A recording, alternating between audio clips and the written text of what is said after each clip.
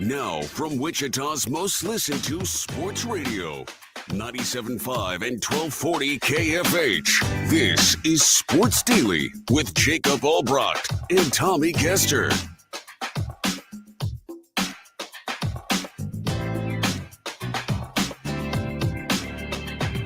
All right, welcome in, everybody. Happy Wednesday to you here on Sports Daily. It is Jacob Albracht and Tommy Castor. Chad Chambers producing for us. A lot to get to today.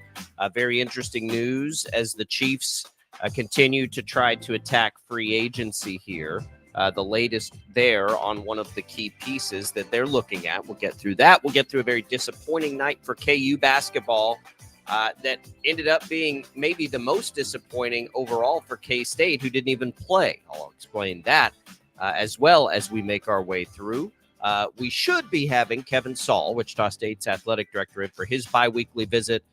If that's still on the table, we'll have it at the top of the hour. We'll check in just a little bit and make sure that's still on the table. We're pretty sure it is.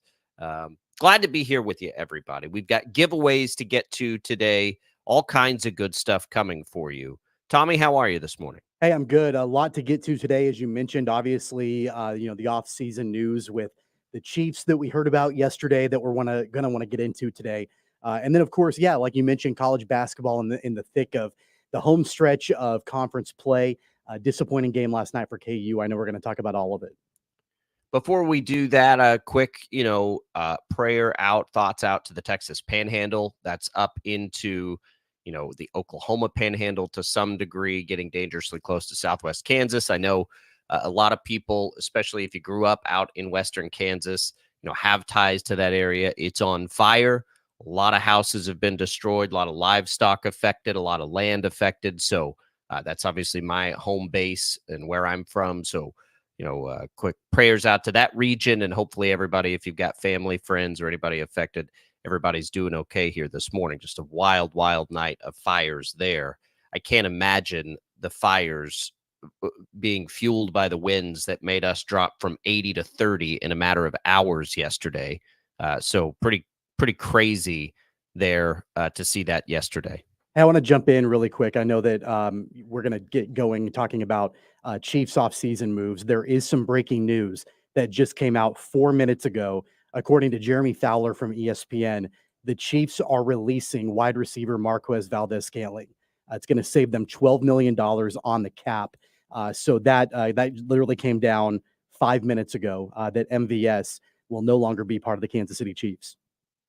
So hang on that, because we're going to start with KU. We'll get into the Chiefs and what they're doing in just a little bit. So hang on that. We've got the L'Jarius Sneed news yesterday. And we've got Marquez Valdez-Scantling news today. One of those does not surprise us. One of those does surprise me to some degree. But let's start with KU, Tommy. Something happening last night that just almost never happens. One, they lose at home in general. Two, they lose a second half lead at home.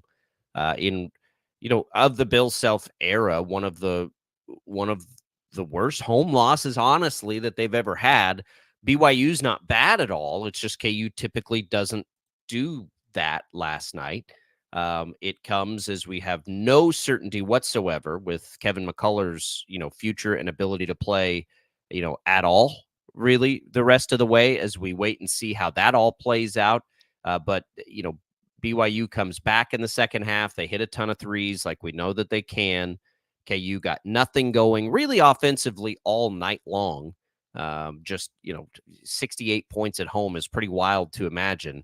and they fall to BYU. And this is as vulnerable a KU team without Kevin McCullough, Tommy, as we can remember in most years, of the Bill Self era as we make our way to the most important part of the season. Yeah, as good as they were on Saturday against Texas without McCullough, it was the exact opposite last night against BYU. The Jayhawks in the first half, I felt like they came out of the gate strong, but it was, the same sort of thing that I think that everybody's been concerned about with the lack of depth on this team, them being able to play a full 40 minutes with just primarily their starters and, a few bench minutes from some guys that, I'm not sure at this point really have the capability of playing long stretches off the bench, but they kind of had to. Parker Brown and Jamari McDowell, Elmarco Jackson, those guys forced into playing, I would say probably 5 or 6 more minutes than what Bill Self would be comfortable in them playing. They had anywhere between 11 and 13 minutes last night, and I think that that's a few more than what Bill Self would like them to play. But you don't have Kevin McCullough, so you're that much thinner, and you've got to kind of go to those guys a little bit more than what you would like. Really, at the end of the day, for the Jayhawks, the defense, the way that they and we knew this going in because BYU shoots a ton of threes in the second half. Some of the adjustments that BYU made as far as getting open looks from long distance, those were more effective in the second half than in the first half. And that really doomed KU. And it got to the point to where the shots were falling for BYU. They were able to pull away. And, it was close down the stretch. But in that scenario, there just really wasn't, the Jayhawks didn't really have an answer for what BYU wanted to do offensively. We knew what BYU wanted to do offensively. Shoot a billion threes. That's how this thing goes, Tommy. And Mike brings up a good point on our video stream, which, by the way, you can always find on Facebook, on YouTube, and on Twitch. This has gone from potentially being one of the best teams ever now to one of the most vulnerable we've ever seen going into the tournament. It has been a wild swing. And again, everything is relative, right? There are a lot of programs in the country that feel great right now, knowing you're going to get probably a 2 or 3 seed going into the tournament. But we don't feel that way about KU because the standard is so high. And I think a part of it, too, is that expectation. We had a lineup that consisted of 80% potential All-Americans with a couple of blue chipper freshmen and a transfer portal guy that seemed to fit such a clear need for this team. And it just hasn't clicked this year. Yeah, that's a big part of it. And I know that, you can point at individual statistics. It doesn't help when Hunter Dickinson is 6 of 15 shooting free throws. That's not going to get it done. But it's not just on Dickinson. And I think I saw a lot of discussion on social media last night after the game about his lack of free throw shooting. And, I saw people that were saying, Hunter Dickinson cost us the game, blah, blah, blah, blah, blah.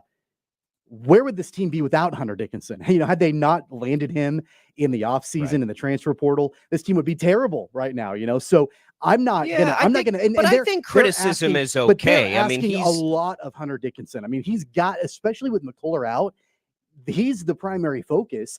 And so if you're not going to have DeJuan Harris be an efficient, an effective offensive player, he's great passing and facilitating and defensively and all of that. But if he's not going to be a scorer, you can't really rely on him. KJ Adams is a great energy guy, but his offensive abilities, I think, are limited to, really kind of inside the circle.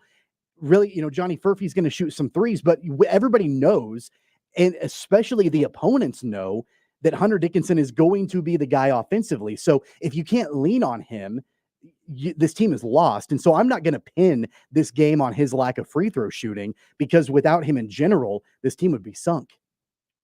Yeah, look, I think it is totally fair to criticize Hunter Dickinson based on expectations coming in, probably the NIL deal he struck. I think it's fair to criticize. You cannot have that guy go 6 of 15 from the free throw line. When we saw that guy ahead of the conference, I think shooting at like an 85% clip from the free throw line, that's a disappointment. I think that's totally fair. He is critical to any success they're going to have, and he's been great this year. I think both of those things can coexist. I would tell you this, and it pains me to say it. I hate saying it. DeJuan Harris is one of my favorite players of all time because he's built like I am, right? Like watching him play basketball, I enjoy it thoroughly. He has not been what we expected of him either. 6 assists and 4 turnovers last night. Only 2 threes attempted. Like, DeJuan Harris needs to shoulder probably the majority of this to me. Now, because I don't know that, and again, one of my favorite all-time players, college basketball players. But can we sit here today and say that he's better than he was a year ago? I don't think that we can. I don't think he has been. I think he's taken a step back this year almost. Is that unfair? I mean, that's really hurting this team. I don't know if I'm ready to say that he's taken a step back. Maybe a lateral I don't think I agree step. with that. I don't know. I think he's leveled off. I don't think he's taken a step forward in the way that we typically see. I mean, think of the number of players in the Bill Self era that have taken massive leaps forward from their second year to third year, or their third year to fourth year. It happens all the time. It happened with Ochai Agbaji. It happened with Jalen Wilson. It's happening with Kevin McCullough. It's not happening with DeJuan Harris in that regard. It doesn't mean that he's not an effective player overall, because he is. No, that's he was last year and he is this year. But I think the expectation of, okay, he's another year into the system, he's a veteran, and I think that what we've wanted from him is to take games over from that position, and that's not what he's doing. And no, I don't even expect that, but he had 4 turnovers to 6 assists at home last night. So think about other primary point guards in the last 7 or 8 years under Bill Self and their ability to take games over. Look at Devon Dotson. He took games over offensively. Frank Mason took games over offensively. Devontae Graham took games over offensively. When they were the facilitators, when they were the floor generals, you didn't know what they were going to do. They might pass it off or they might shoot it, and they were effective either way. DeJuan Harris, I think, is a little bit more predictable because he's not going to take a game over offensively. He might facilitate it in a great way. He might find Hunter Dickinson in the post, or might get it to Johnny Furphy, on the outside or whatever, and it might look really great doing it. He found Nick Timberlake on Saturday for an incredible lob. I mean, his facilitating is off the charts great, but I think that everybody expects him to be this guy offensively to score the way that some of those past point guards have done under Bill Self. That hasn't really been his game. So turnovers are up this year. Assists are essentially level. Steals are down. Points are down. I think if we're, I don't know. Again, I love DeJuan Harris, but he's even this year, he's almost a 40% 3-point shooter. Like, at some point, I know that's not his game, but it's what this team needs so desperately. You have to do it. And look, I don't want to be unfair to him either. Again, one of my all-time favorite players. It's just like, I think when more of him has been needed, as it clearly has this year. Look, Bill Self at one point in the year was trying to push that and then backed off and said, we need to just let him be what he is. So, I mean, take that for what it's worth too. Well, you're okay with that when you've got a healthy Kevin McCullough. It's a little bit more different when you're losing that offensive weapon. They need him to at least try to do it, and he's just so hesitant to do it for whatever reason. Fine. If we're looking at, I think you could essentially look across the board. So if we're trying to power rank, like, who's been the most disappointing based on expectations, I think Nick Timberlake certainly jumps to the top of that list, right? But I think as we look at it now, you can pretty much collectively go across the board. The freshmen are not where we hoped they would be, right? Johnny Furphy's probably ahead of schedule. So when I say the freshmen, I'm talking about the 2 others. And at the moment, I think DeJuan Harris is not doing what we'd hoped he would be doing. And Hunter Dickinson, maybe all of them. And maybe this is the good point. And Ken points this out. Basically saying, you're right, Tommy, that everybody's tired. When it's a collective effort like this, probably it is a symptom, right, of just being absolutely gassed. And when you don't have any depth, then that's probably a bigger symptom of that than anything else. And so, like, who can press? Like, can this team be pressed to do things outside of its comfort zone? I don't know, but they're probably going to have to be because it's certainly not promising on Kevin McCullough news lately, right? We just don't even know if he'll play now. So can any of these players step up out of that comfort zone perhaps and provide something else that's not there now? That's what we have now, 3 games remaining and a conference tournament to try to find out. The reality is it may be too much to ask of this team, and that's just the way it is. I mean, when you're and is that okay? Yeah, probably. When you're looking at a team that, in the most important games doesn't have its best player, that player you mentioned who steps up as KU always has somebody in the Naismith conversation. That's McCullough this year. He's as good a two-way player as college basketball has. When you don't have him and you were thin already, I mean, you just throw your hands up and hope for the best. I think, anything that happens will be. I just don't think the expectations are very high. From what I gauge among KU people, the expectations are not high at all right now for what this team can do in the postseason. And that's the most concerning part of all of this. It's not about how effective DeJuan Harris is. It's about the lack of having Kevin McCullough. And will they get Kevin McCullough back? And that's concerning to me. The way that this is all played out in the last week or two about his availability, about his health, because it doesn't sound like, just in the way that Bill Self has spoken, this doesn't sound like just a potential regular season type thing. This sounds like they could be without him potentially for the rest of the season. It sounds like there's a chance we've seen Kevin McCullough play his last college basketball game. And that was not the situation that I thought it was going to be as recently as Monday, maybe, when we were talking to Shrees Latta. I didn't think that was going to be the scenario that was in place. And keep in mind, McCullough was out for, I think, 2 games or 3 games, and then came back and played against Oklahoma. I think he scored like 20 points in that return game. That was the only time we saw him back, and then he's been out ever since. And so, you've got a stretch now with the remaining regular season games where, the Big 12 regular season title is out of the question at this point.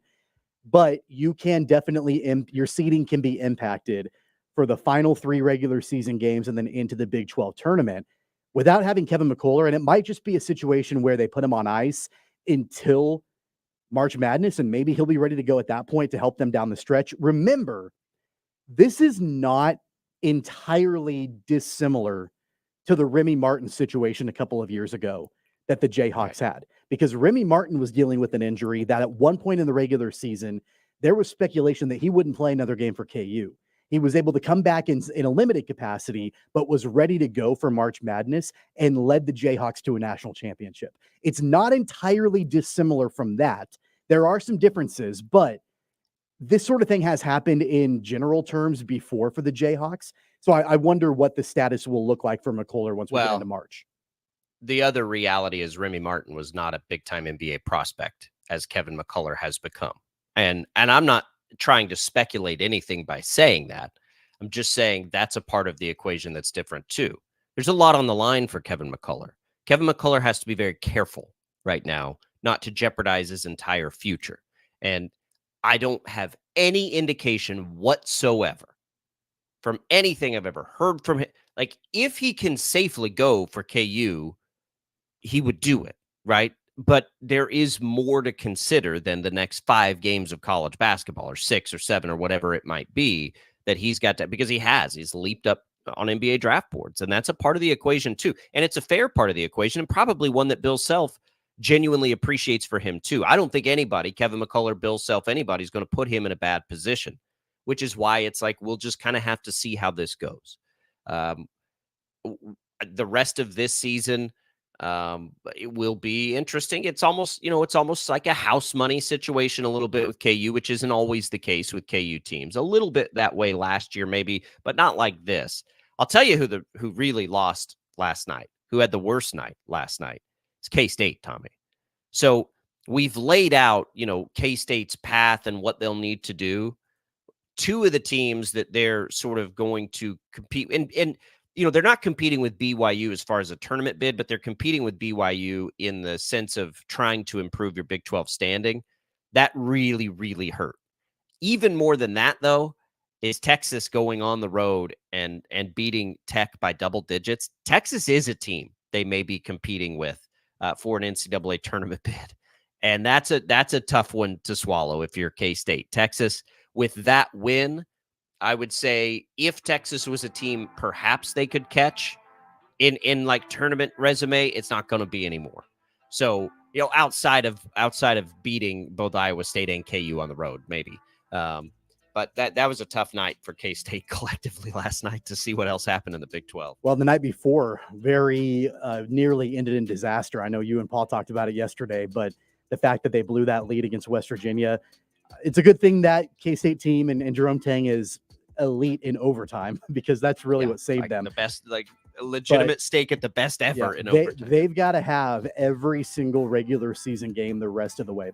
I think they just have to, especially with what happened last night. I think you've got to have that for the Wildcats, and then have a good showing in the Big 12 tournament too. I don't think their national championship tournament bid is gone, but I think that they're going to have to really perform. No, it's not. Yeah, it's not gone. It just got harder. Yeah, because you hoped that you could compete with Texas there, and probably now I don't know that you'll be able to. So that crosses one of them off the list. It does emphasize something we point. Since they got to have the game at Cincinnati, got to have it.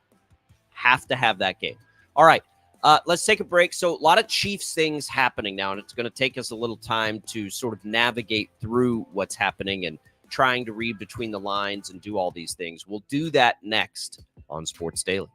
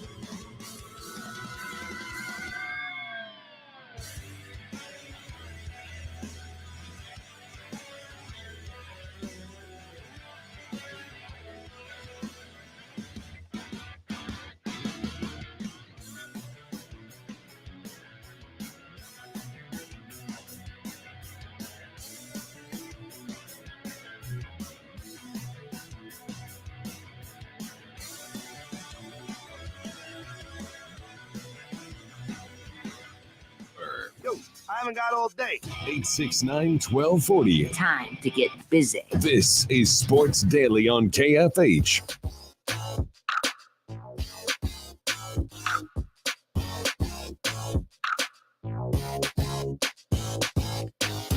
KFH and Taco Bell have your chance to win a trip for two to the College Hoops Championship Tournament in Kansas City. That's March 13th through the 16th to cheer on all your favorite teams. This trip includes 2 all-session tournament passes and 3-night hotel accommodations. To enter, simply text TB-BIG to the number 20357. Want a complimentary breakfast burrito? Go to KFHradio.com. Click on the events page, download the voucher, and then head to any Wichita and surrounding Taco Bell locations, excluding Hutchinson. Your chance to see the College Hoops Championship Tournament and snag a complimentary breakfast burrito from Taco Bell happens here on KFH. Welcome back into Sports Daily, everybody. Jacob Albracht, Tommy Castor here with you. Jad Chambers manning that KFH hotline, 869-1240, getting our coffee going. Tommy and Jad in there in studio enjoying that great coffee from Prairie Fire. We appreciate their support of our entire Odyssey family. Tommy, it has been an interesting, 16 hours or so for the Chiefs. Jeremy Fowler on things right now. Clearly a line of communication. So yesterday, Jeremy Fowler reported that essentially the Chiefs are prepared to use their franchise tag on L'Jarius Sneed and are open to the idea of then trading him. They'll still work on a long-term deal. Sneed, according to the report, is totally fine with that process. So there's that. It follows Andy Reid when asked about the tag. It was interesting with a response somewhat to the effect of, we're going to use the tag to help us, right? So all of that tells me the Chiefs are probably trading L'Jarius Sneed. Then today we get the report on something we fully expected, and that's that the Chiefs are going to release Marquez Valdes-Scantling. That'll save them $12 million on the cap to do it. He made some big plays for him down the stretch. Kind of a no-brainer, though, financially, when you think about all the things that they have to do. So there are those two things, both big developments and both sort of, I think, telling us the direction this thing could be heading. I think the MVS news far less impactful than the Sneed news, which, again, to me, when I read all that, it tells me they're going to trade L'Jarius Sneed. There are a few different angles to look at with this L'Jarius Sneed news. I think number one is, what can the Chiefs get in return for L'Jarius Sneed if they tag him and then trade him? I think they've got to really look at potential trade partners and what that value in return will be for Kansas City. They've done this before. They tagged Dee Ford in 2019, and then they turned around and traded him to the 49ers, and they were able to get some draft capital back. So they've done this sort of thing before, and teams do this fairly regularly. Devontae Adams, it happened to him. Sure. There are other players that this has happened to, but I think for Kansas City and for Brett Veach, really his motivation has always been loading up on draft picks, having strong draft capital. So you've got young, talented players under team control at a fairly affordable price for a long time. That's really been the strategy for Brett Veach. They've traded a lot of draft picks too, though. I think, but he's always open to improving the draft position, and that would definitely be something that they might look at doing. And really, I don't know if they would be 100% willing to look at this, but if I were them, I wouldn't shy away from the potential of trading L'Jarius Sneed and the first round draft pick that you have, pick number 32, to get a better first round draft pick in return. And maybe you're moving up 10 spots, 15 spots, and you're going to need some other draft capital in addition to just that first round pick. But you could use that as ammunition if you like somebody on the board. Maybe it's just throwing it out there. If they want to go wide receiver in the first round and they really like Roma Dunze out of Washington, if he's available at number 12 or number 15, you could potentially use a trade of L'Jarius Sneed and your first round draft pick to try to accomplish that. I'm not saying it's likely, but that could be something they do. I think if they did that, it would be probably for an established wide receiver. I think they would be more likely to do it for a left tackle to finally solve that. It's interesting. There are a lot of things to it. L'Jarius Sneed's a really good player. The combination of he and McDuffie is important to the defense. On the flip side, the Chiefs have a really good recent history of identifying and developing corners in the draft.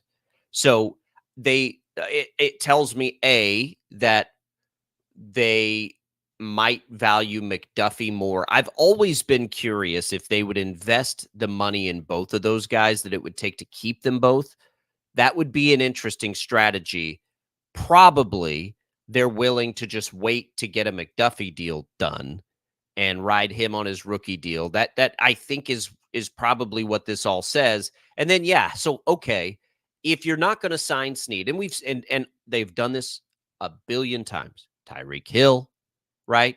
They let Tyrann Mathieu go in a similar type situation. They may still go attack corner in free agency, right? That's what happened with Tyrann Mathieu and Justin Reed. They ended up paying Justin Reed more than they were going to pay Tyrann Mathieu. So there's a million options. I think at the front of it, though, this probably tells us they're comfortable with letting Sneed go because they think they can get him replaced or at least get closer to it.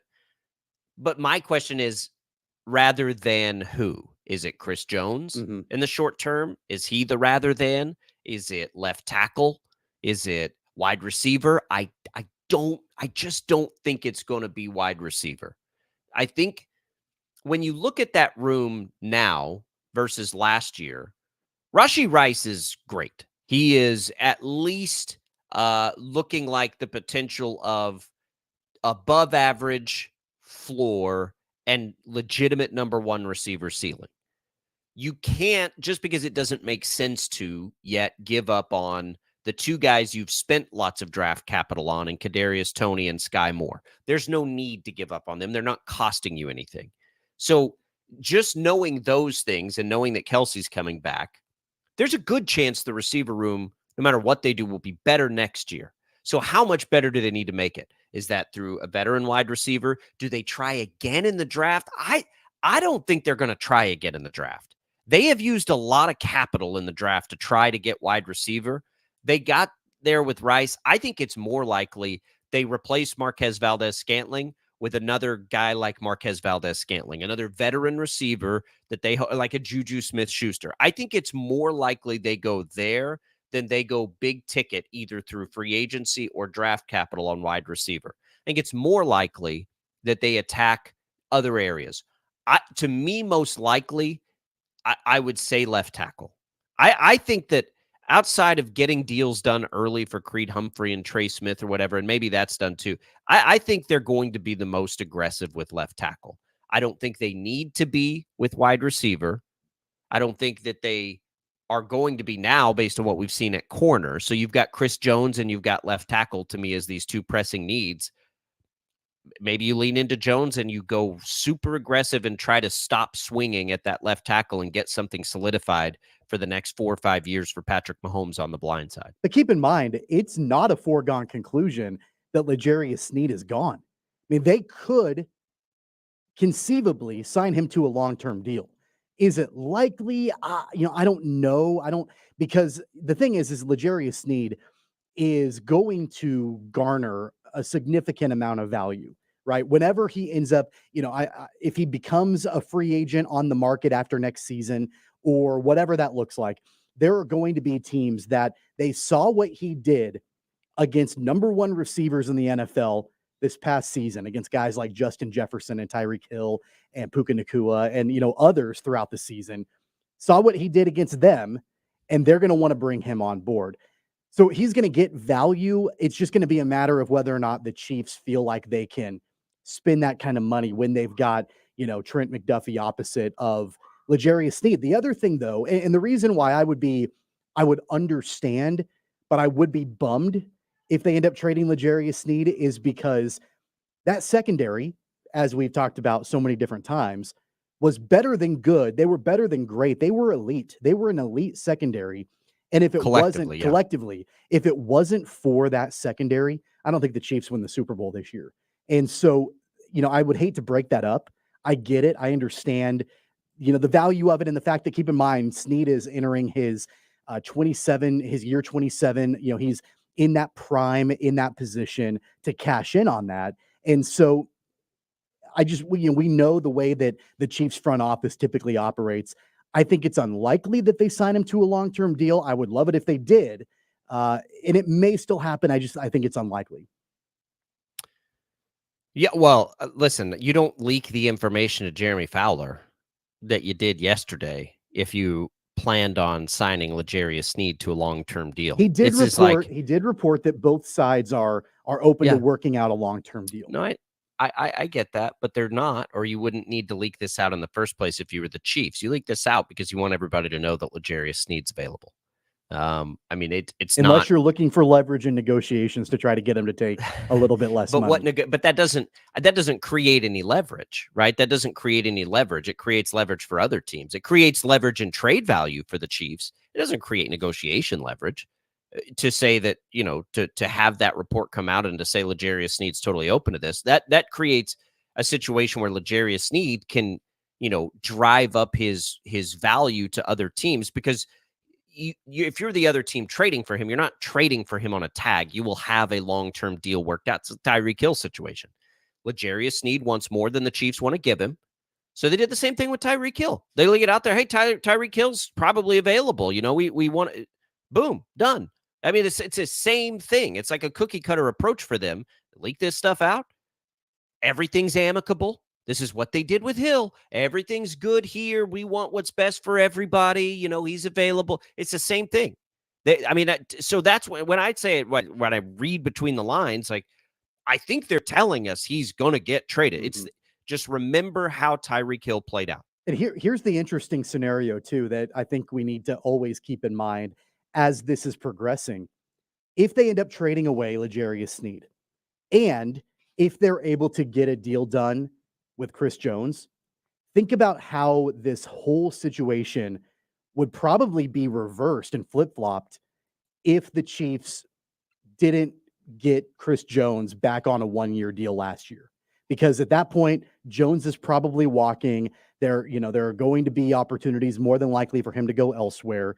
Then they've got probably more cap space to maybe negotiate with L'Jarius Sneed to lock up that secondary long term. But because of the way that things played out with Chris Jones and him coming back on that 1-year deal, and now it sounds like there's positive momentum in locking him in for a while, that does take up, a certain amount of money that they're not going to be able to give to a guy like L'Jarius Sneed. So I think had things played out differently a year ago, we might not be in this situation. I'm not saying it's a bad thing, but they might have had the cap room to then be able to go and get L'Jarius Sneed signed long-term.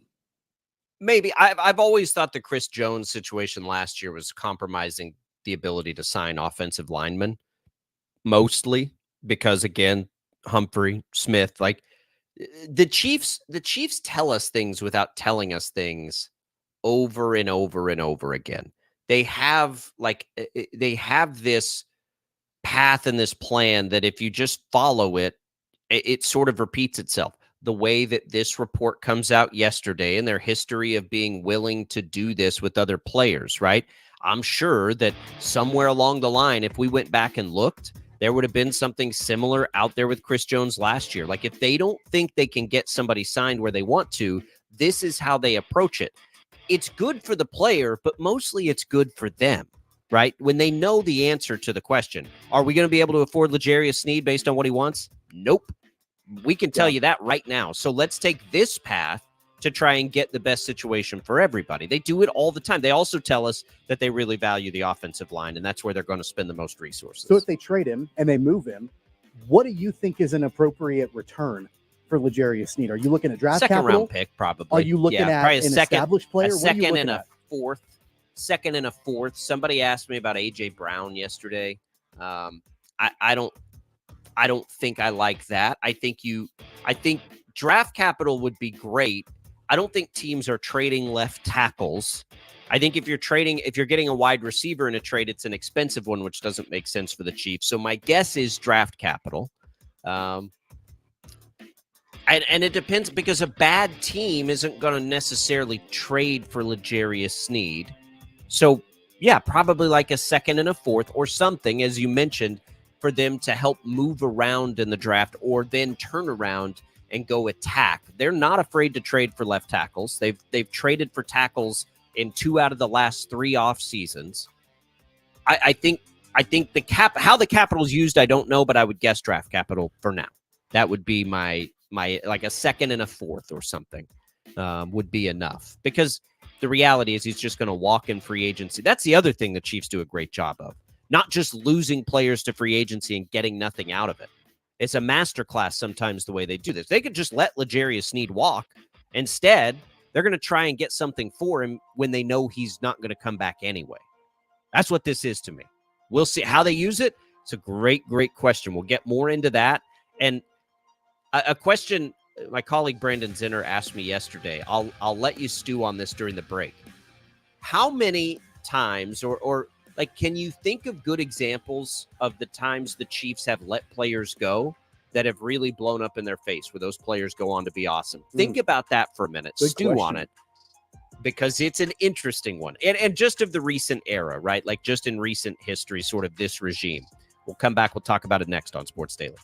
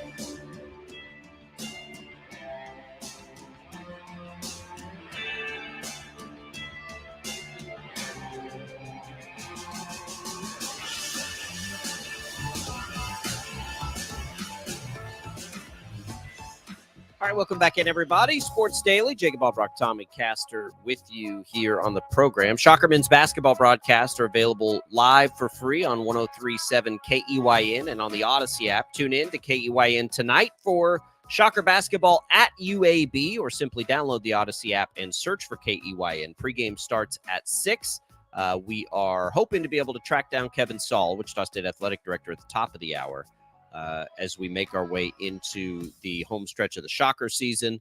Tommy, I asked the question before we went to break. Free agents that the Chiefs have let go in recent years, the last 6-7 years, that have really blown up in their face, or not blown up in their face as much as have gone on, players that they've let go have been really good. Tyreek Hill obviously is the very apparent answer there. That's not to say the Chiefs made the wrong decision or miss him. Clearly they do not. They've won 2 Super Bowls without him, but he's been really good since they let him go. Can you think of any others off the top of your head?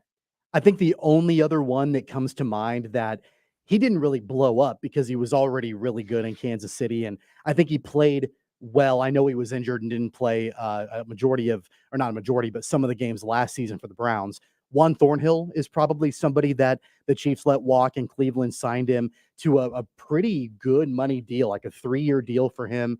And he, I think, continued on when he was healthy to put up the kind of the same numbers that he did when he was in Kansas City. But really, other than that, I mean, there are a lot of players they've let walk that have gone elsewhere and haven't been able to duplicate the level of success that they had with Kansas City. You mentioned Tyrann Mathieu in the last segment. Frank Clark is one of them as well.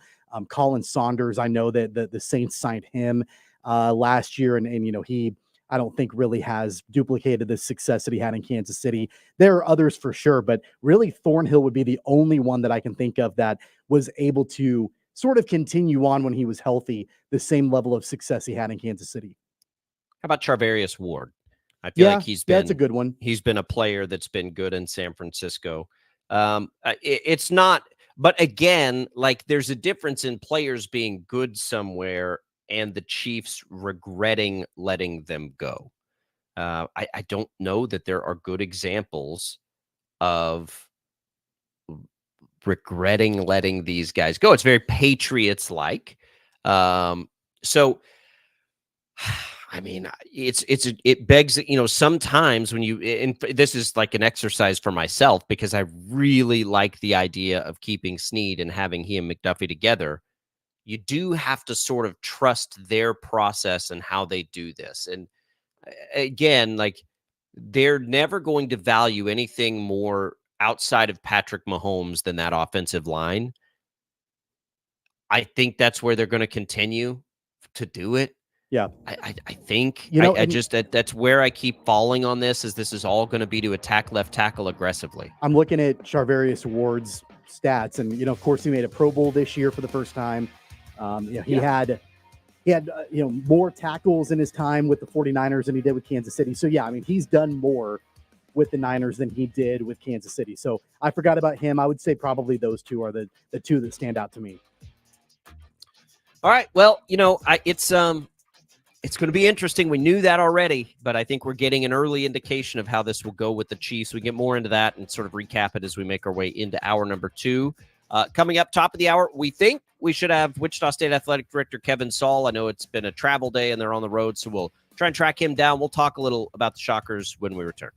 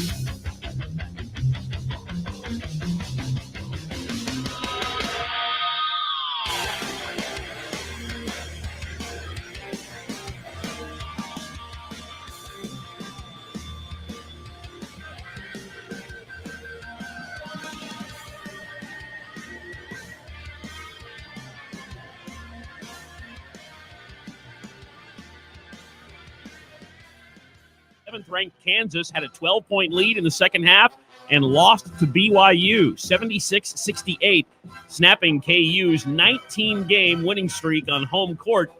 First loss at home this season for the Jayhawks, who are now 21-7 overall, tied for third place in the Big 12 Conference. BYU made 13 three-pointers. The Jayhawks only made 3. KU also missed a dozen free throws in this loss as BYU made its first visit to Lawrence in 52 years and comes out with an 8-point win over Kansas last night, 16,000 at the game in Lawrence. I'm Ted, the Sports Head.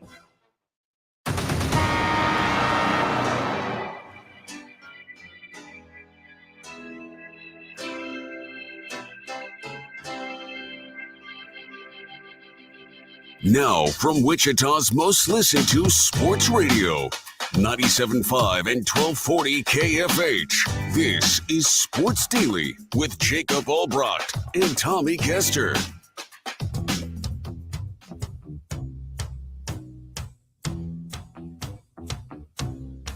I'm going to Wichita. Hey, Shocker fans, want the latest on Wichita State athletics? Let's go right to the source with Shocker AD Kevin Saul. All right, welcome back in, everybody. We appreciate another visit from Kevin Saul, Wichita State Athletic Director, as we make our way down the home stretch of the winter seasons, just getting things underway in the spring seasons. A lot of things going on. Kevin, good morning. How are you? Good morning, Jacob. How are you doing? Doing well. We're doing good. So we have a schedule change, no softball today. They were expected to play Iowa, so we'll move on there. You guys have a baseball home opener. You got a game today with Oral Roberts and then a home opener coming up on Friday. What did you make of that Jack's College Baseball Classic? Saw a win over Iowa, almost had a win over ranked Virginia, a couple of ranked wins, but early, it's way early, but as they get ready to come play at home for the first time, what can you tell people about what this team has looked like so far? Well, we're excited about this team. It's been an interesting ride so far. Obviously, we opened up at Little Rock, and what folks may not know about Little Rock is they're picked to win the Ohio Valley Conference. They made the championship game of the tournament last year and lost to Morehead State, who's been a perennial power in that league. And Little Rock actually ran out a preseason All-American to start that game on the mound. And so we scored, I think it was 2 in the first and 3 in the second, and knocked their starter out. Again, preseason All-American, scored 18 runs. You won the first game 18-5, second one 14-0, and then lost a really close one on Sunday. And then, as you mentioned, we went down to the Jack's College Baseball Classic, which, Jacob, I had to laugh. Somebody referenced it as a regional type atmosphere, and I'm looking at those teams that were there. Number 14, Virginia, who we lost to in the 10th inning, 5-4 after a lengthy rain delay. Auburn, obviously from the SEC, and then number 18, Iowa, that we beat 12-6. I'm wondering who the 4 seed in that regional would be, or even the 3 seed in the regional would be. But anyway, it was a really good competitive experience for our guys. Certainly a little disappointed on the Virginia outcome, because you had a chance to walk away from that weekend 2-1, and 2 of those wins being against number 14 Virginia and number 18 Iowa. But I thought they responded really well after a tough game against Auburn, particularly on the mound, and got down early 5-0, guys, and then went on a 12-1 run from the 3rd inning on against number 18 Iowa and a really good pitching staff. So as you mentioned, we're at Oral Roberts midweek this week. Oral Roberts has been a really quality program, so that'll be a good test. And midweek baseball is always very, very interesting. And then we open up at home on Friday at 3:00. So just really look forward to the next few weeks of baseball. One of the challenges, Kevin, I know with bringing in a new coach like Brian Green is combining the newcomers that he brought in with some of the returners that have been part of the program. Early on here in the season, what have you taken away from the way that this team early on has gelled?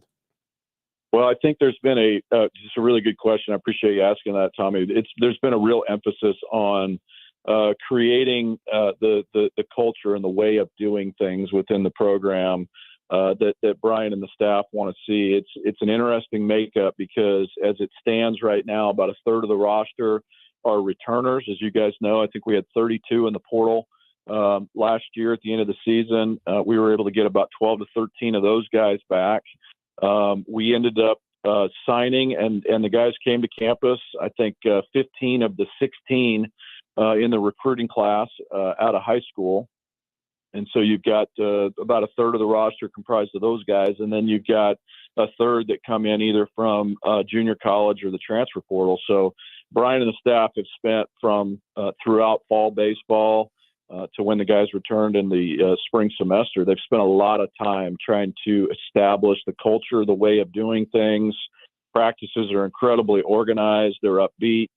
I think they've done a really good job of embracing the community as well. It's having that conversation this morning, from our baseball alumni to Gene and Jana to everything that goes into Shocker baseball. I think those guys have done a really nice job of embracing that as well. So culture is always in progress. It is what you tolerate. And so obviously there's always course corrections and those things, but I think they've done a nice job so far. Wichita State Athletic Director Kevin Saul joining us. We'll talk basketball in just a few minutes. Want to get caught up, though, on these spring sports that are underway. We look at softball, hoping to get that chance against Iowa. The weather, it's February in Kansas, so here we go. But so this is an interesting season. We've talked about them a little bit before, and that it will probably look different this year. Chloe Barber, though, the freshman, is lighting it up. She's got a strikeout rate that is the best so far in the country. She's only allowed a couple of runs all season long, only a handful of hits as well. So we know the team's going to look different. We know the offense, it took some just unbelievable blows because of legends leaving the program. but now we got this ace pitcher brewing here, and that's a totally different dynamic, I think, for the postseason too. How excited is everybody for softball's future this year, as it looks like they may have a bona fide ace to run out there? Yeah, it's been interesting, and we've talked about it. I think Coach Bredbender probably undersold her pitching staff a little bit, particularly given the young ladies and their freshmen coming into the program. But Chloe's been unbelievable. She's been the American Athletic Conference Player of the Week. She was named the Freshman National Player of the Week earlier this week. So she's done an unbelievable job against some really quality programs. Softball has obviously went down to the Bearcat Classic down in Huntsville, Texas. Had a few rainouts there, but left 2-0. Went to Puerto Vallarta and played kind of a similar type of a field that baseball just played in the Jacks College Baseball Classic. They played number 8 Clemson, number 25 Auburn, and number 20 South Carolina. Walked away with a win against number 20 South Carolina. Took care of business at the Razorback Invitational, beat Illinois State twice, beat UT Arlington, and then split with number 15 in the country, Arkansas. So they've done a really nice job. Little ironic that the folks from Iowa City, Iowa, would be canceling their trip to Wichita based on the weather, because I would think they'd think we're in the South based on the weather that we have. But obviously we head up to Lincoln, Nebraska this weekend. As you guys will remember, Nebraska was at the Oklahoma State Regional in the NCAA tournament last year, and we had 2 very, very competitive games with those guys. And we've got 2 games against Nebraska and 2 games against number 14 Missouri this weekend. So the schedule does not get any easier. You know, we talking about taking the softball world by storm, not only Chloe Barber, but Cece Wong being named as the American Athletic Conference Player of the Week last week. And she's come in on a team, Kevin, that we know what their offensive prowess typically is year in and year out. And she's come in as a slugger, homered in her first 2 games as a shocker. And, really kind of taking the softball world by storm, being able to be that prime offensive threat for Coach Bredbender. What have you seen from her and what she's able to bring to this team? Well, first off, she's a really incredible young lady, and I think Coach Bredbender and the staff have done a remarkable job of recruiting and retaining quality people in our program. And the list of examples there are endless. But obviously, CC's been critical to what we've done. Was recognized for her efforts as AAC Player of the Week here this last week. I think Coach Economon, who runs the offensive side of it, obviously within Coach Bredbender's structure, was a little concerned going into the fall in terms of the offense, to your point, Jacob, that you made earlier. And I think they've done a nice job developing that offense throughout the fall. Obviously, if you can combine a really high quality offense with what we think we have in the circle, we're going to have a magical season. So we look forward to where it goes and how it translates into league play, and certainly preseason pick to win the league. Now we got to go out and earn it. And I think you're seeing some nice pieces come alongside some returners that we can have some great success this season. Kevin Saul, Wichita State Athletic Director, joining us. Before we go to some hoops talk, Kevin, we did have a caller that knew you were coming on today that asked for a quick update on Cessna as state track approaches and everything else. What is the latest with Cessna? The last we heard publicly, there were some contract bids still to be negotiated out. Where did things stand with all the renovations out there at Cessna? Yeah, I'll keep it really simple and high level, but we did a design bid build method, which is just a type of construction method. And we put it out there and we received 1 bid, guys. And that doesn't produce competitive bidding. The bid was really high, and it just did not make financial sense for us to move forward with that particular bid. So what we did is we changed the delivery method to what's called construction manager at risk. And basically involves the architecture team, construction management team on the front end to help manage your way through costs. And it ensures competitive pricing at both the general contractor level, but also within all the bid packages within the project. So there may be 26 different bid packages within the Cessna project, things like site work, concrete, railings, sod work, the track itself, the competitive field, those elements are all bid projects. and each one of those individually will be competitively bid within this construction manager at risk model. So it stands to reason that we're going to save really $2 million up off the top just from a rush timeline fee with the original bid, but you're going to get that competitive pricing within each of the bid structures and your contractor as well. So it made total financial sense for us to do what we've done. And so we've worked very closely with the State High School Athletic Association.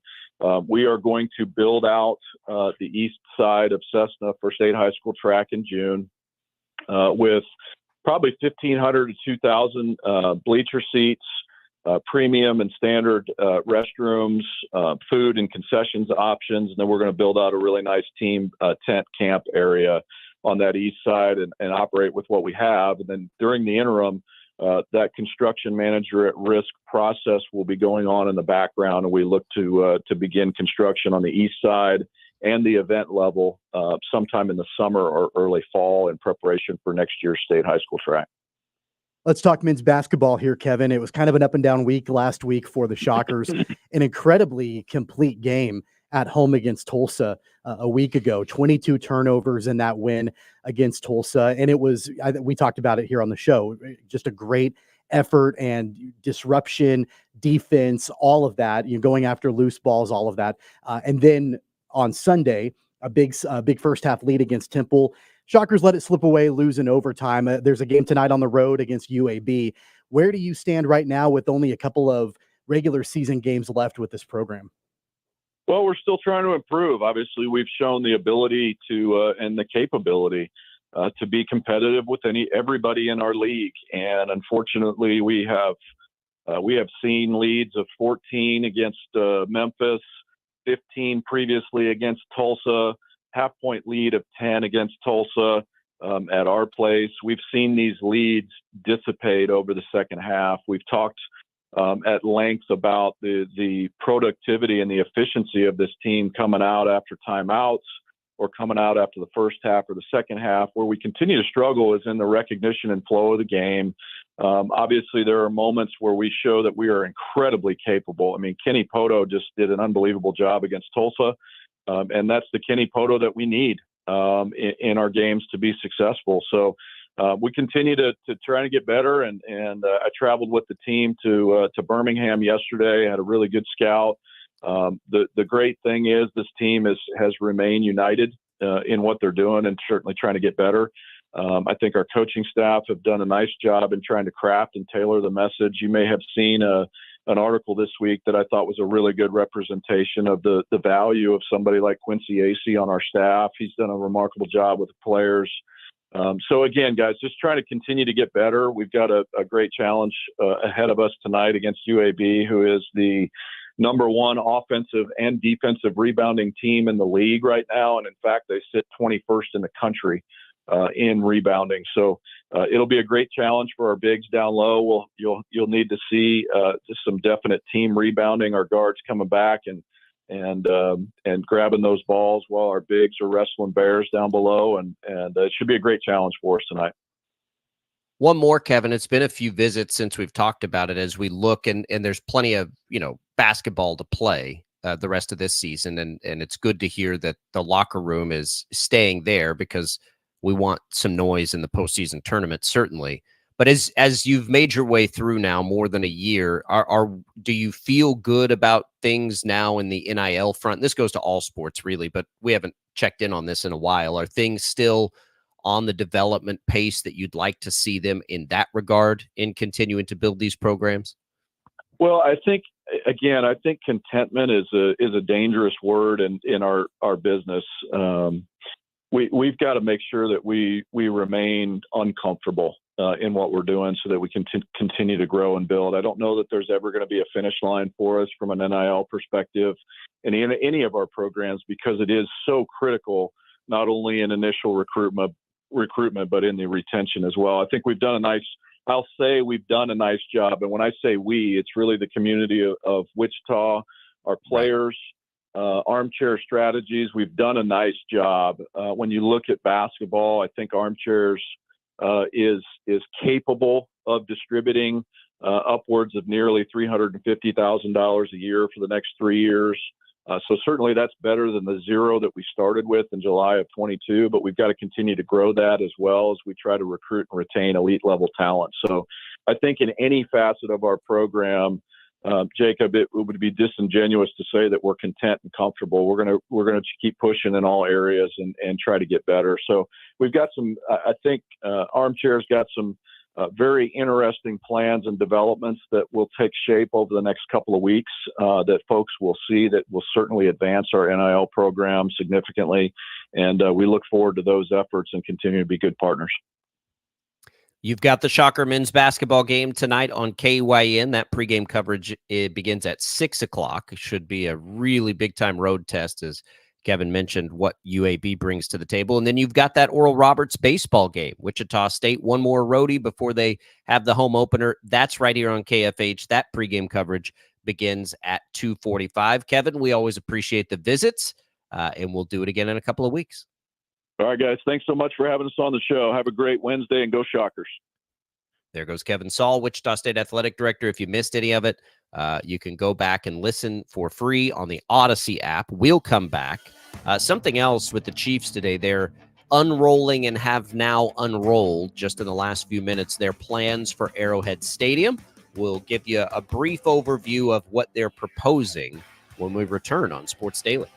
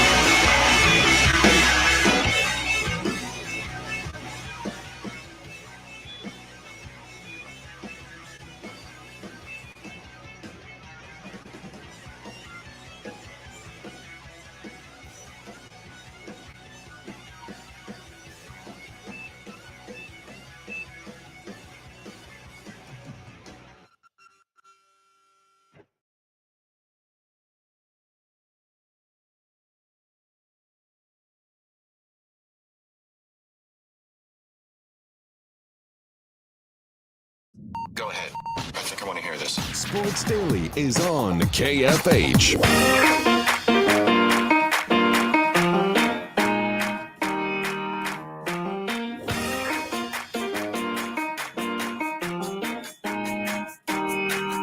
All right, welcome back in, everybody. Sports Daily here on a Wednesday. A lot of stuff we've been navigating through.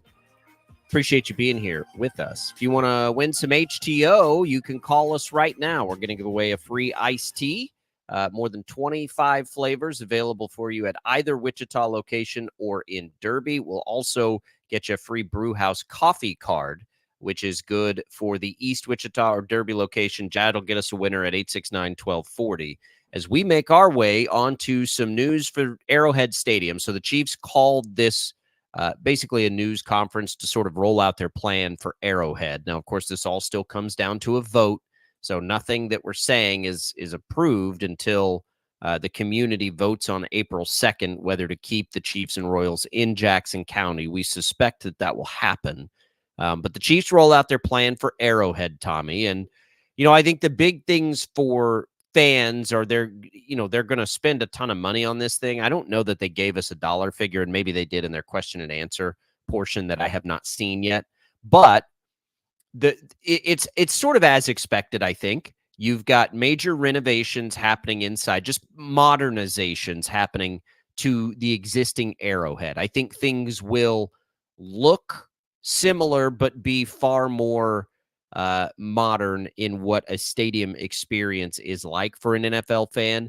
I think the big stuff comes from, if they tear down Kauffman, I assume some of these plans we're seeing, Tommy, would indicate a torn down Kauffman, that a lot more outside of the stadium things are planned. You'd have more parking. You'd have an activation zone, they're calling it, tailgate areas, covered entertainment. Current side of Kauffman. So they would tear it down. So basically, you'd have some sort of activity zone in place probably for some live music and some fun stuff happening where Kauffman currently sits right across there from Arrowhead. That would be the biggest thing, I think, that would be the change here, other than all the money they'll have to spend to get things up to speed and up to date. Yeah, I looked at these renderings that came out just a little while ago. It was fine. It wasn't anything that I thought was incredible. I mean, but that really, I don't think, has been the point of this from the Chiefs' point of view. It's really been to modernize it. It's really been to try to make that stadium a little bit more, fan friendly. Not that it's not already, but it's been around for a long time. And I've been to a number of games there, and you've got you've got fans that a lot of them that are coming in, and sometimes the ingress and egress can be an issue and it can get jammed up and things like that. It's not a perfect stadium. As much as I love Arrowhead, it's not in several different capacities. And so if they can try to find some ways to modernize it, that's great. I had heard a bunch of different opinions that they should put a roof on it, retractable roof, things like that. That's not anything that obviously the Chiefs are going to invest in and try to do. And I didn't think that even when people were suggesting that would even be a possibility on the table. So I'm okay with it. The renderings, it wasn't like it blew me away or anything. It is what it is. If they can modernize it, and if that's something that can happen, then I'm all for that. They get to stay at Arrowhead, assuming that all of this goes through the way that they want it to. And you get to continue to be playing in one of the greatest stadiums in NFL. Yeah, look, it all makes sense. It's probably the best path for the Chiefs. I think they did this to Soldier Field in Chicago a while back. Now they're considering, I think, maybe a new state. That would be that only hesitation for me, is this has to be like a permanent thing, right? This has to be long-term for the foreseeable future, not a Band-Aid situation where they ultimately end up wanting to move anyway, somewhere else or downtown, whatever it might be. Like, this needs to be the thing that just keeps them there. And there's always been a difference to me between having a football stadium at this Truman Sports Complex and a baseball stadium. A football stadium, you play, 8 games a year. It's more, it's not as important to have all of the other stuff there as it is for like a baseball stadium where you have just tons and tons of home games. It really is about the facility itself being fun and exciting because people just aren't out there that often in reality. So, yeah, if they utilize the space to beef up the game day experience, for football, there really isn't much more than the game day experience. And that game day is maybe 8, 9, 10 times a year, depending on the preseason. It's just not that many dates. So, yeah, just use the space to do it. I'm fine with all of it. Like, none of it bothers me. None of it's that exciting. I mean, really. Great. They're going to have better Wi-Fi signal at the stadium. That stuff's really expensive, but who cares, right? Like, it's not going to be something that gets us all fired up today about. Yeah, this was not a mind-blowing announcement like it was when the Royals have released their renderings for downtown ballpark and things like that. I mean, looking at those renderings, you're like, oh my God, like this is going to be pretty incredible if they can get it done in downtown Kansas City. For the Chiefs, it's more about, okay, this has been our home for a long time. We've been out at the Truman Complex for a long time. The Chiefs have done renovations over the years and things like that. This is just the next stage in that to bring up the stadium to, standards that I think most fans expect in this day and age. And I think that a lot of the things that are going to be addressed, at least I would hope are addressed, are improvements to parking. Not necessarily that parking is bad, but getting in and out of parking lots, I think, can be an issue. So making sure that that's improved, the game day experience, the tailgating, all of that, a more vibrant, and not that it's absolutely great. I love tailgating at Arrowhead, but there are probably always ways you can make that better. And then just getting in and out of the stadium, the amenities that are in the stadium. It looks like there are some renderings for maybe added premium seating, club level seating. I'm not exactly sure how that all plays out, but everything that they're wanting to do, I get it. It's okay. It's not anything off the walls, but it works for what I think their ultimate goal is to stay in Arrowhead long-term and make that, continue to have that be their home base for years to come. Yeah, I mean, it is fine. Again, this isn't the reason people are going to, well, maybe it is the reason people are going to vote one way or the other because they don't want to lose the Chiefs. But the momentum is being created through what the Royals are doing. And the Chiefs are probably very smartly just piggybacking that. Arrowhead is one of those stadiums, right? You might have, I mean, what do we have now? Arrowhead, Lambeau, Soldier Field. Am I missing anyone? Am I forgetting anything? Probably it. Is Raymond James old enough now that I'd hate to see it go? But, I don't know, with the pirate ship and everything. I think there aren't very many of these types Heinz of Field, stadiums I'd probably left. put in there in Pittsburgh. But that's new. I mean, they built that in the last 30 years. I just, when we think about teams and venues and locations, really, it's probably just those three. And even if you go like bigger picture in sports, and really basketball arenas don't really matter. But if you go to if you think about baseball stadiums, what do we still have? Wrigley and Fenway? And that's pretty much it in baseball. So there aren't very many Camden of Yards. these. I mean, that's, Yeah, it was the first of the new 90s, early 90s. It was sort of the first of that grouping. So there is some value, I think, in holding on to that historical relevance because it's not done very often anymore. And I do think that can become something that, ties people to destination type stuff. I will say this, going to a game at Fenway, while it was cool that I was at a game at Fenway, was one of the worst in-game places I've ever watched a sporting event. You're sitting behind poles, your views are obstructed. Like that part of it, you can't. So if you're going to do that, like if you're going to continue to play, you have to give it a modern feel. And so that's the goal with Arrowhead. They really, you just need to make sure Arrowhead can still host World Cup events and be a premier venue in the country. And so probably that's as much of any of this. It's going to look the same, right? You're trying to enhance and keep up with the Joneses on game day experience type stuff. They're doing grab and go concessions, which, you see at some venues now where you just kind of walk in and grab what you want and you walk out. You don't have to stand in line or pay. It's weird, but it is what it is. Those are the kinds of things they got to keep up to speed on to maintain their relevance. But other than that, I mean, the whole reason you stay there is because you don't really want anything to change, right? They're modernizing the video boards. Needed, great. Probably not going to be a huge thing that people notice, but it's something you have to do, and it's really expensive. So I think this is all fine. Well, yeah. I mean, it's all I mean, fine. look, the games I've gone to at Arrowhead, I have a blast, but because of the way that the stadium is built, if I'm gonna go up and go to a concession stand or go get a beer, go get a hot dog or whatever, there's a good chance I'm gonna be gone for a while, even Yeah. during the game, just because of the way that it's all laid out, and it's not really long lines necessarily. It's just kind of the way that that whole concourse is structured. So if they can do some things to modernize that, open that up a little bit, make that situation a little bit quicker for fans, I mean that's going to be an added benefit too. It is. It will be a very nice thing. If this all works out, the Chiefs are big winners here because I'm sure this has a massive price tag. But the attention, it's like, hey, look over here while we do this over here. Everybody's focused on the Royals. They're the big, they're the high profile piece of all this. But through all this, it's like the Chiefs are going to do everything they want to do without all the potential negative, attention. Like, do you think we're really going to be focused very much on what the Chiefs are doing at Arrowhead and all of this?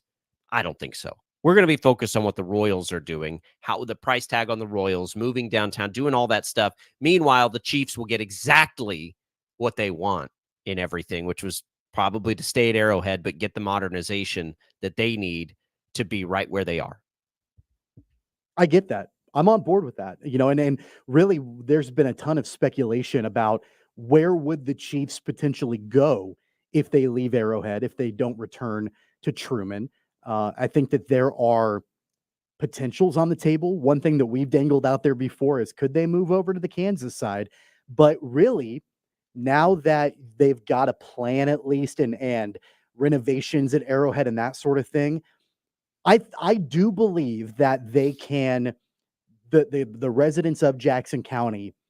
I think at this point, the momentum is there for the Chiefs, especially to get something like this passed so they stay in Jackson County. I do think that at this point, it's unlikely that they go anywhere else.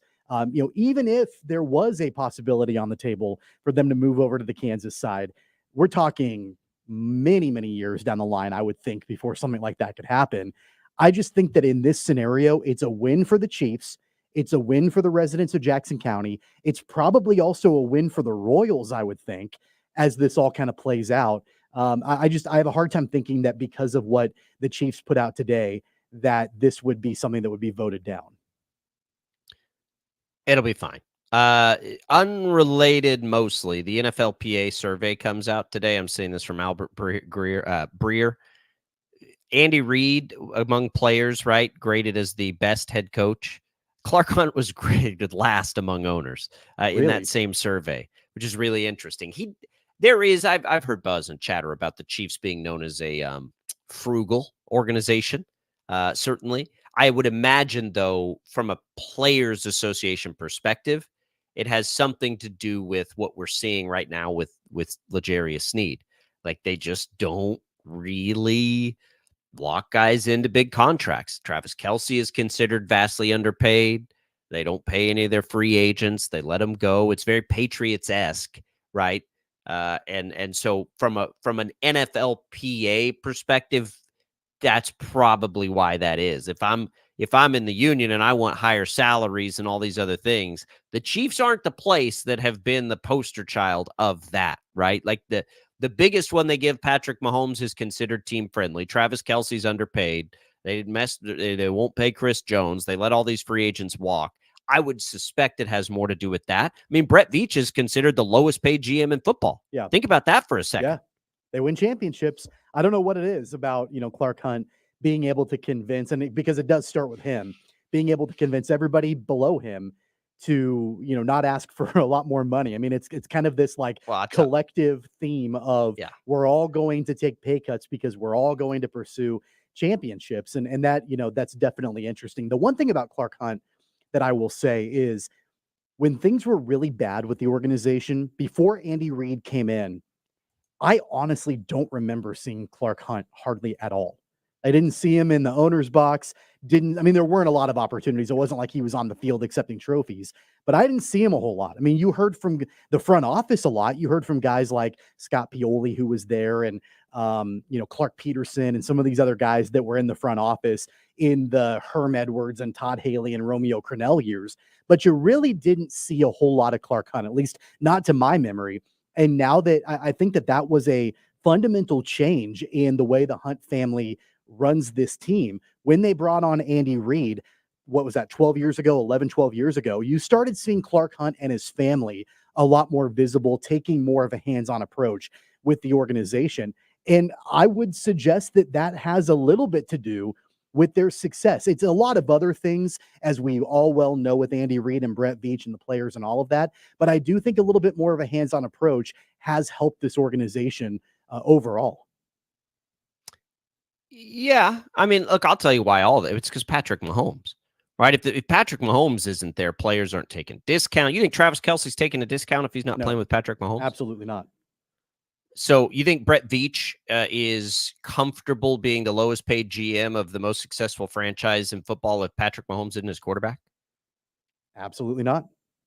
Yeah, you just think of the alternative, right? It's sometimes you just have to accept your placement in these things, and Patrick Mahomes and the ability to win and succeed makes that a little easier. Andy Reid to some level, I think too, but listen. It is wild to imagine. Do you think, I'll ask you this way, do you think the proposition or whatever on April 2nd, do you think the Royals are going downtown tied with the Chiefs or getting all these things? You think any of that's happening if Patrick Mahomes isn't there? Absolutely not. Not a chance. If you ever doubt the value of the players and think about like, oh, they're so overpaid, and no. They're paid that way because their value is that way. The entire region is tethered to the success Patrick Mahomes has had and is, predicted will have. It is wild to think about things that way. But when you think about how much money a football player might make, even take it, sometimes this happens with coaches too. You think Nick Saban's overpaid for the impact he's had on that region and that university and everything that's going on there? You're nuts. We've gone through that exercise before. Look at enrollment at the university, right? And how much money is generated. Like it's wild, the impact. And I don't know that any of this stuff happens without Patrick Mahomes. So again, I'm not terribly surprised to see it. I think a lot of people will, because they'll just tether Clark Hunt to the success they've had. Remember that this is coming from the players, right? The players who the Chiefs continue to refuse to pay. Back to our original Chiefs conversation, it sure looks like they're going to trade L'Jarius Sneed rather than pay him, which they do time and time and time again, and they get the luxury to do it because they got Patrick Mahomes back there under center. Let's take a quick break. We'll come back. More Sports Daily right after this.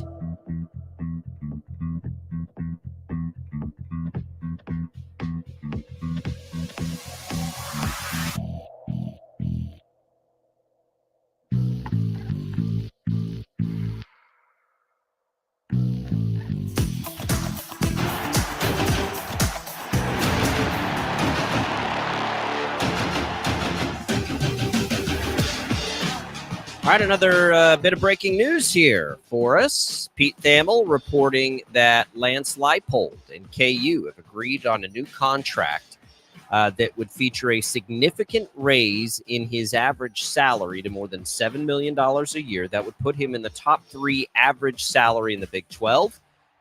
So the continued investment into KU football happening by the university there. The bump does not include new years. It's just an increase in pay, essentially. Thamel pointing out that Travis Goff and KU have now invested $450 million in football stadium and facility upgrades, upgrading the on-field and support staff salaries, and now, of course, continue to try to take care of Lance Leipold to prevent him from going somewhere else. Tommy, I would imagine KU fans are very excited about this news today, maybe washing away some of the disappointment in the loss at home to BYU in basketball last night, but a big deal for KU. Yeah, this is big news. And this is, again, Travis Goff putting his money where his mouth is and investing in this program and in the university, not only with the new stadium, but, committing to Lance Leipold for more money. And I think that the situations that happened last month and, after bowl season was done, when Lance Leipold was the target of a couple of coaching searches, including at Washington, and there was a lot of speculation that he would take that job, and then he ultimately stayed at Kansas. I think everybody expected a new contract would be forthcoming, but the fact that it's done at this level with the amount of money, it makes Lance Leipold a top 3 coach in the Big 12 as far as salary is concerned. All of that, I think, plays into this investment that Travis Goff is making into football. And it's not just at the micro level. It's not just a new contract for Leipold or a new stadium. It's at the macro also. In this world of conference realignment and in this world of, the haves and the have-nots, 1,000% the University of Kansas wants to be considered as a have and not a have-not. And this is another step in that. And so it also continues to have him ahead, I believe, of Chris Kleiman in coaching salaries. I believe you've got Mike Gundy at the top, Brett Venables, Sark there at Texas, who Leipold would jump and probably, it looks like, get right where Venables is being paid at Oklahoma. Kleiman's still down there at $4.5 million, according to all the reporting there. So Kleiman's probably due a raise too. This probably, I would guess, helps his chances at getting that. I don't know what level of urgency there is in that. Obviously, every place is different and all these things, but now's probably the time as you make your way through things.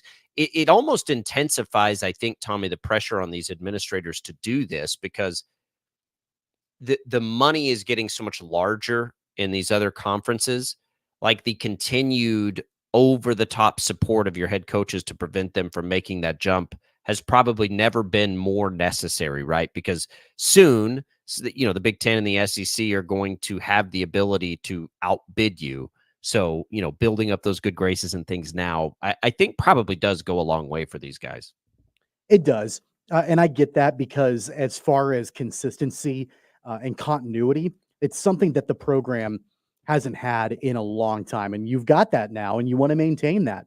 I remember it wasn't that long ago when I remember reading an article about a couple of, I think they were on the offense, a couple of players on the KU offense that were graduating, and in their 4 years, they had 4 different coordinators.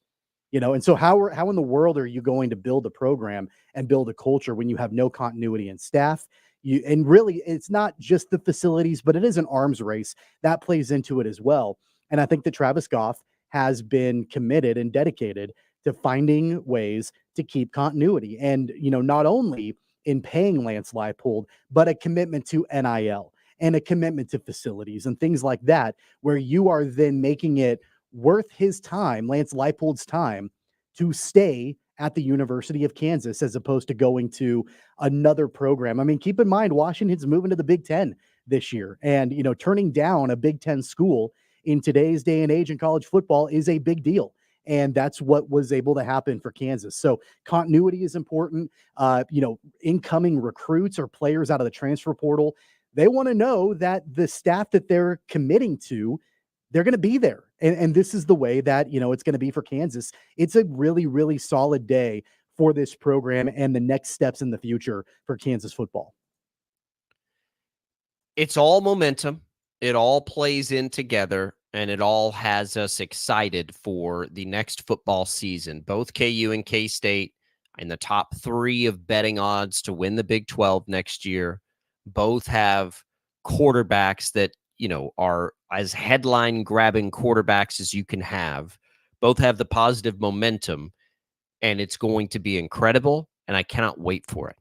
It has not been like this in the decade I've been here, where you're looking at 2 teams, that we obviously follow and pay close attention to, that, may be competing with each other for a Big 12 championship in a year where they could both get into a CFP, even if they don't both obviously win a Big 12 championship. Like, there is a very real possibility that these are the best 2 teams in the Big 12 and that both of them could get into a CFP. That sounds crazy to say out loud, but it's not crazy. It's not. If these 2 teams end up as the 2 top teams in the Big 12, they very much could get into the CFP, both of them. Well, how about odds right now for Big 12 football champion next year? Kansas State is the odds-on favorite as of right now to win the conference. Utah's right behind them, and then isn't Kansas number 3 as far as odds are concerned? I mean, it's right there, and so now those are things that can go sideways, but let that statement roll around in your brain for a second, that you could see Kansas and Kansas State both in an expanded CFP. One is the Big 12 champion, and one's an at-large with 1 or 2 losses. It could happen. It absolutely could happen in a wide-open Big 12. I think there are other teams that are loading up and will be good next year. But, I mean, even the teams coming in to the Big 12 next year, Colorado, I mean, who knows what's going to happen with Deion. Arizona had a lot of momentum, but they lost their coach. So it's wide open at this point. Colorado, by the way, is like 40-1 with the nation's top transfer class, plus the players. They were thin, but they were really talented in a couple of spots. Colorado's an interesting 40-1 spot, maybe, to throw a little cheddar at. But yeah, KU, K-State football. KU with the big news today, giving a bump to Lance Leipold. We're going to come back. It's a busy day on the networks for us. We'll tell you all about it as we wrap up Sports Daily.